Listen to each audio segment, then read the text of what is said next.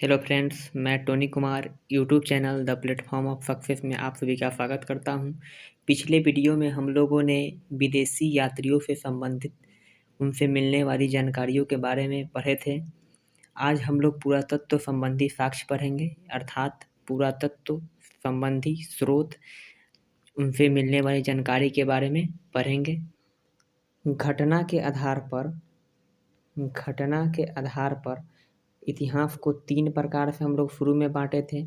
पहला प्राचीन काल, कौन सा? प्राचीन काल। दूसरा था मध्यकाल और तीसरा था आधुनिक काल।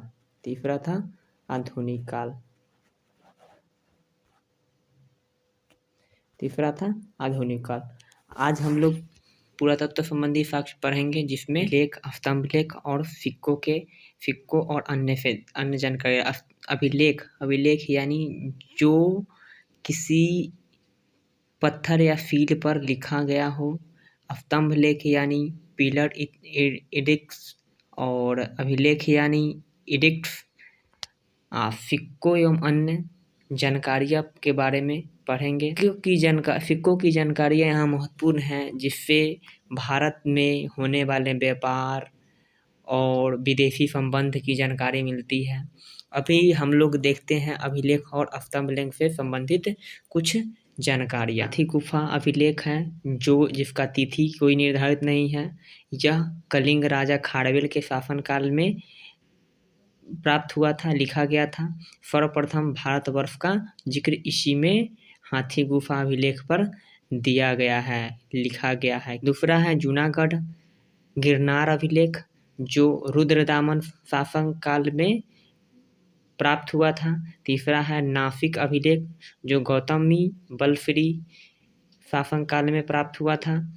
समुद्रगुप्त के समय प्रयाग स्तंभ लेख और पुलकेशिन द्वितीय के दौरान ऐहोल अभिलेख, और उसके बाद में मालवा नरेश यशोवर्मन, जो मंदसौर अभिलेख है, शासनकाल मालवा नरेश यशोवर्मन, जिसमें रेशम बुनकरों की श्रेणी की जानकारी, सिल्क बुनकरों की जानकारी मिलती है।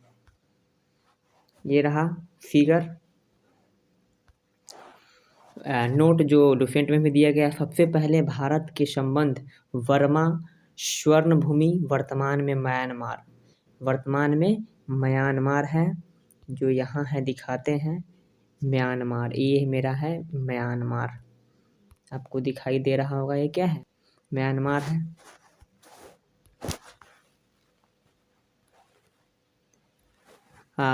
मलाया स्वर्णद्वीप, मलाया। उसके बाद कंबोडिया, जिसे कंबोज कहा जाता है। जावा यौद्वीप। कंबोडिया क्या है मेरा? यहाँ है कंबोडिया। उसके बाद में मलाया यहाँ है। अब आगे हम लोग देखते हैं प्राग ऐतिहासिक काल। इतिहास में जो घटना के आधार पर देखे थे 3 प्रकार के, प्राचीन काल, मध्यकाल और आधुनिक काल। उसी प्रकार लेखन के आधार पर इतिहास को 3 भागों में बांटा गया है: प्राग ऐतिहासिक काल, आद्य ऐतिहासिक काल और ऐतिहासिक काल। चलिए, प्राग ऐतिहासिक काल में लेखन कला नहीं थी, यानी इतिहास काल में लिखने की कला कोई विकसित नहीं थी, जिसे पाषाण काल भी कहा जाता है। पाषाण काल यानी स्टोनेज कहा जाता है। दूसरा है आद्य ऐतिहासिक काल, जिसमें लेखन की कला तो थी, लेकिन क्या पढ़ा नहीं जा सकता, क्या पढ़ने की क्षमता किसी में अभी भी नहीं है। लेखन तो है, लेकिन पढ़ाया नहीं जा सकता। जैसे उसका सबसे बड़ा उदाहरण सिंधु घाटी सभ्यता है। ऐतिहासिक काल, जिसमें जो लेखन की कला भी विकसित थी और पठनीय भी है, जो अभी तक है, जो वैदिक काल से आरंभ होकर अभी तक के काल को क्या कहा जाता है? ऐतिहासिक काल कहा जाता है। पहले हम लोग ऐतिहासिक काल बाद में पढ़ेंगे। अभी हम लोग प्राग ऐतिहासिक और आद्य ऐतिहासिक काल से संबंधित कुछ साक्ष्य देख लेते हैं। साक्ष्य हैं ज्ञानी मानव, जिसे क्या कहा जाता है? होमो सेपियंस। क्या कहा जाता है? होमो सेपियंस कहा जाता है, का प्रयोग धरती पर आज से लगभग 30 से 40 हज़ार पूर्व हुआ था। होमोसेपियंस का कब हुआ था यहाँ पे जन्म, जैसे धरती पर कब आए थे? 30 से 40 हज़ार वर्ष पूर्व। कई कई किताब में 50,000 वर्ष 50 के भी लिखा गया है, 50 के वर्ष पूर्व भी लिखा गया है। इससे कोई एथिन नहीं है, इसमें लोफेंट के अनुसार इसमें है 30 से 40 हज़ार वर्ष पूर्व। भारत का प्राचीनतम मानव जिसे क्या कहा जाता है? कपि कहा जाता है, श्वेत गिवन, जो असम में पाया गया। मनुष्य का प्रथम प्रमाण सबसे पहले नर्मदा घाटी में पाया गया। कहाँ? नर्मदा वैली में पाया गया। और रॉबर्ट ब्रूसफुट ऐसे खोजकर्ता थे जो भारत में पूरा पाषाणकालीन औजारों की खोज किए। पूरा पाषाणकालीन औजार किस में होगा? और पूरा पाषाणकालीन औजार पत्थर के होंगे, क्योंकि वह पाषाण काल थे, तो पूरा पाषाणकालीन औजार पत्थर के थे।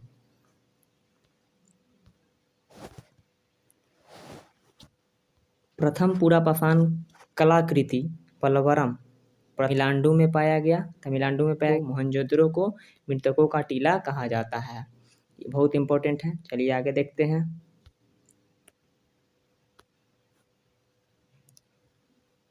प्रागैतिहासिक काल को जिसे पाषाण काल कहा जाता है, उसे 3 भागों में बांटा गया है। पूरा पाषाण काल, मध्य पाषाण काल और नव पाषाण काल। पूरा पाषाण काल, मध्य पाषाण काल और नव पाषाण काल। प्रागैतिहासिक काल जिसे पाषाण काल कहा जाता है 3 प्रकार में बांटा गया, पूरा पाषाण काल, मध्य पाषाण काल और नव पाषाण काल। चलिए पूरा पाषाण काल देखते हैं। इसमें क्या है? मानव जिसे अखेटक संग्रह कहा गया। अखेटक यानी शिकार करना और खाना, बस उतना ही। आग का आविष्कार तो बहुत पहले हो चुका था, यहाँ आविष्कार नहीं होगा। आग का सही उपयोग यही किसमें? पूरा पाषाण काल में लोग करने लगे थे, सही उपयोग। चलिए आगे देखते हैं। मध्य पाषाण काल से संबंधित कुछ ज़्यादातर साक्ष्य उपलब्ध नहीं है, फिर भी लेकिन नव पाषाण काल हमारे लिए बहुत इम्पोर्टेंट है। नव पाषाण काल हमारे लिए बहुत इम्पोर्टेंट है, जिसमें पहिए का आविष्कार हुआ। जब कृषि का आविष्कार होगा तो क्या होगा?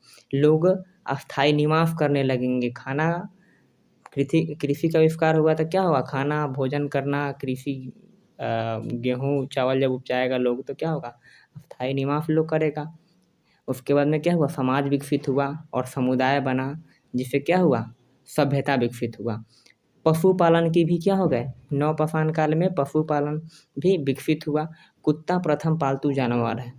इसका कारण है कुत्ता पालतू जानवर होने का, क्योंकि अभी भी गांव में, यहाँ शहर में ना लोग कुत्ता को पाल लेते हैं, विदेशी कुत्ता तो वो कुत्ता तो ये कुत्ता, लेकिन गांव में अभी भी जहाँ लोग रहता है वहाँ कुत्ता कहीं से भी आके रह जाते हैं, क्योंकि वहाँ जब खाना मिलने लगता है तो सोचता है कि जब यहाँ इनके पास रहेंगे, इंसानों के पास रहेंगे तो मेरा भी पेट भरेगा।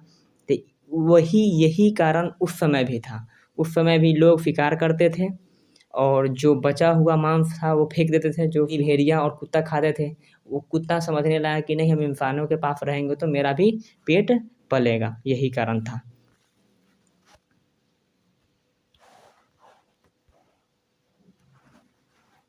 आगे रहते हैं कृषि और औजार से संबंधित साक्ष्य। कृषि तो नव पाषाण काल में क्या हुआ? नव पाषाण काल में कृषि और औजार, कृषि से संबंधित औजार का आविष्कार कब हुआ? नव पाषाण काल में।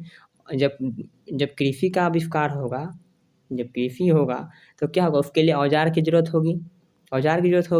उसके लिए फसल चाहिए। तो औजार में सबसे पहला प्रमुख औजार कौन है? कुल्हाड़ी, जिसे प्रथम औजार क्या है? प्रथम औजार कहा गया और प्राप्त हुआ प्रथम औजार, इसीलिए इसको प्रथम कहा गया ना। यह प्रमाणिक साक्ष्य कहाँ मिला इसका?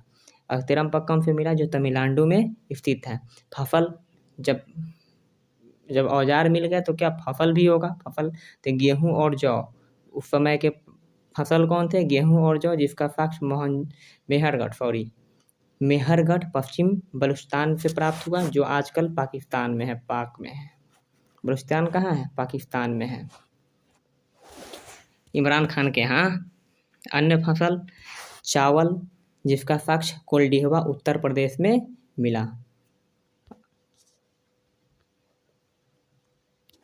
बर्तन पर आधारित साक्ष्य, ये इतना ज़्यादा इम्पोर्टेंट नहीं है, फिर भी इसके बारे में पढ़ लेते हैं। पूर्व हड़प्पा स्थल, जिसे कहा जाता है क्या, बर्तन के आधार पर प्राचीन संस्कृतियाँ क्या क्या बर्तन मिले। मालवा, काला तथा लाल बर्तन, ब्लैक और रेड बर्तन कहाँ मिला, मालवा से प्राप्त हुआ। और बुरझुम से धूसर, धूसर बर्तन, ग्रे कलर का बर्तन मिला। और चोखे से लाल बर्तन मिला।